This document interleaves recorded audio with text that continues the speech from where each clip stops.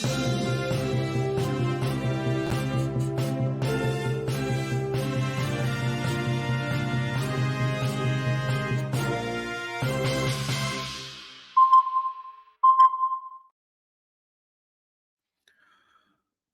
दोस्तों, ocean network में आपका स्वागत है।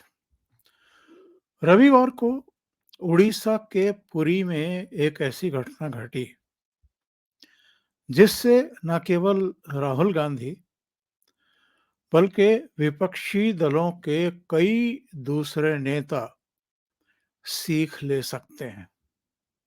राजनीति कैसे की जाती है ये सीख सकते हैं और यही घटनाएं हैं जो दिलासा भी देती हैं, विश्वास भी कायम करती हैं, उम्मीद को भी जिंदा रखती हैं।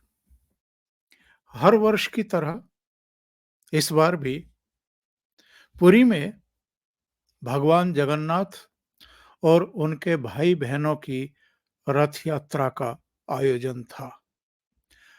राष्ट्रपति द्रौपदी मुर्मू साहिबा पहुंची हुई थी। राज्यपाल भी मंच पर मौजूद थे। मुख्यमंत्री और दोनों उप मुख्यमंत्री भी थे। केंद्रीय मंत्री धर्मेंद्र प्रधान भी मौजूद थे। तभी मंच की नजर पूर्व मुख्यमंत्री नवीन पटनायक पर पड़ी। नवीन बाबू मंच की तरफ आ रहे थे और नीचे से ही उन्होंने हाथ जोड़ करके राष्ट्रपति का, राज्यपाल का, मुख्यमंत्री का और केंद्रीय मंत्री का अभिवादन किया। नीचे से ही खड़े होकर के हाथ जोड़ करके सबका अभिवादन किया।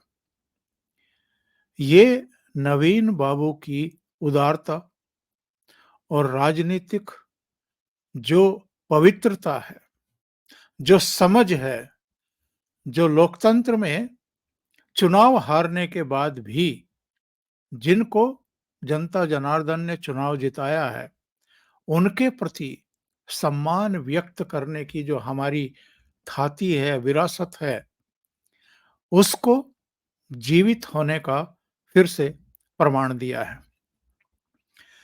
नवीन बाबू की ये उदारता देख करके, ये जेस्चर देख करके केंद्रीय मंत्री धर्मेंद्र प्रधान तेजी से लपके और नीचे उतर आए। जहां कैमरा पर्सन्स के और बाकी लोगों के बीच में नवीन बाबू खड़े हुए थे, वो वहां पहुंचे। उन्होंने उनसे हाथ मिलाया, उनसे आग्रह किया, निवेदन किया कि वो मंच पर चलें। नवीन पटनायक शुरू में तैयार नहीं थे, लेकिन उनके आग्रह करने पर वो जब ऊपर पहुंचे तो राष्ट्रपति ने भी, राज्यपाल ने भी, मुख्यमंत्री और उप मुख्यमंत्रियों ने भी खड़े होकर हाथ जोड़कर नवीन पटनायक का स्वागत किया, अभिनंदन किया। और राष्ट्रपति खुद नवीन बाबू को इशारा करती हुई दिखाई दी कि आप प्लीज आगे जाइए और आसन ग्रहण करें। उनको मंच पर स्थान दिया गया। नवीन पटनायक 2 दशक से अधिक समय तक उड़ीसा के मुख्यमंत्री रहे। उनके पिता बीजू पटनायक भी मुख्यमंत्री रहे हैं और बीजू पटनायक तो एक पायलट के तौर पर लड़ाकू विमान भी उड़ा चुके और भारत पाकिस्तान लड़ाई में भी शामिल हो चुके। ये एक ऐसा परिवार, एक ऐसी राजनीति वो करते रहे, एकदम खामोश रह करके प्रदेश की सेवा करते रहे, कभी विवादों में नहीं पड़े, किसी भी तरह के विवादों से दूर, बयानबाजी से दूर, राजनीतिक स्कोर करने की जो आजकल आपाधापी हमें देखने को मिलती है, उससे भी दूर। खास तौर से जब कई वंशवादी परिवारों के चश्मो चराग अलग-अलग राज्यों में अपनी बदजुबानी के लिए इस समय बदनाम हैं और उस बदजुबानी के लिए ही जाने जाते हैं और कई तरह के विवादों में घिरे रहते हैं। आप महाराष्ट्र देख लीजिए, आप बिहार देख लीजिए, आप झारखंड देख लीजिए, उत्तर प्रदेश देख लीजिए, पश्चिम बंगाल में चले जाइए, कई राज्यों में जो वंशवादी परिवारों की अगली पीढ़ी है, वो किस तरह की ज़बान बोलती है, किस तरह के उनके राजनीतिक संस्कार हैं, ये उनके आचार-विचार से, उनके बयानों से, उनकी बॉडी लैंग्वेज से पता चल जाती है। और सबसे उत्कृष्ट या निकृष्टतम अगर कोई उदाहरण इस समय देश और दुनिया देख रही है, तो वो राहुल गांधी का है। राहुल गांधी को इस देश की जनता 3 बार ठुकरा चुकी है, प्राइम मिनिस्टरशिप के चुनाव में, लोकसभा के चुनाव में। इसके बावजूद उनकी जो एरोगेंसी है, वो 7वें आसमान पर है। पार्लियामेंट के भीतर भी और पार्लियामेंट के बाहर भी वो प्रधानमंत्री नरेंद्र मोदी के बारे में जिस तरह की अनाप-शनाप भाषा का यूज़ करते हैं, उसका कोई दूसरा उदाहरण हमारे देश में नहीं है। माँ, बेटा और बेटी यानी सोनिया गांधी, राहुल गांधी और प्रियंका वाड्रा प्रधानमंत्री के शपथ ग्रहण समारोह तक में नहीं गए। जबकि उड़ीसा में जब सत्ता का बदलाव हुआ और नवीन पटनायक चुनाव हार गए और बहुत बुरी तरह हार गए, लोकसभा के जो नतीजे आए, उसने तो नवीन बाबू को हिलाकर रख दिया।